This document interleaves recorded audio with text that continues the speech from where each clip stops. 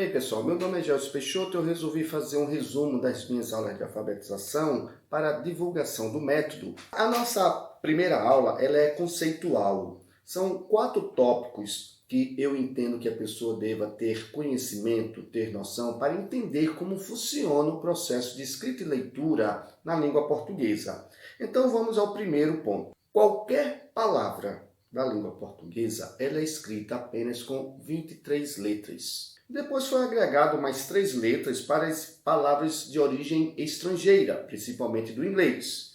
Mas se você pega um livro grosso e for ler aquele livro e ver que tem muitas palavras, saiba que ali só tem 26 letras diferentes. Com 26 letras você escreve o livro todo. Então por que isso é importante? Para tirar aquela ideia de que a coisa é difícil. Não, se você aprender a usar essas 26 letras, você aprende a ler e a escrever.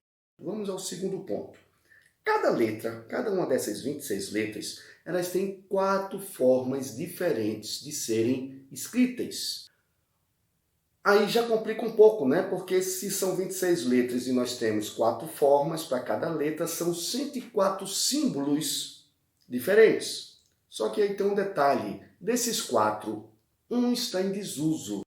Se usa pouco. E aí você pode pensar, mas continua muito, né? 3 vezes 26 dá 78 símbolos diferentes. Mas aí tem um detalhe. Tem letras que as 3 formas são diferenças sutis, de maneira que não é tão complicado memorizar as 78 formas. Agora vamos ao terceiro ponto. Cada letra tem um nome e ela contribui com um som na formação dos sons que formam as palavras. Parece que essa frase fica difícil de entender, não é? Mas ao longo das próximas 24 aulas, você vai entender. Por hora, o importante é saber. Cada letra tem um nome e ela colabora com um som. Vamos ao nosso quarto tópico. Quando a gente fala qualquer palavra, tudo isso que você está me ouvindo é através de sons, correto? Você escuta o som. Então nós podemos pegar uma palavra, por maior que seja, e falando pausadamente essa palavra, nós vamos observar que a gente fala uma sequência de sons. Cada um desses sons que você consegue separar a palavra, ele é composto na maioria por 1, 2 ou 3 letras. Ou seja, quando você souber escolher entre as 26 letras, quais são as 3 que você vai colocar para compor esse som, você vai escrever esse som. E quando você completar todos os sons de que a palavra é composta, você vai escrever aquela palavra.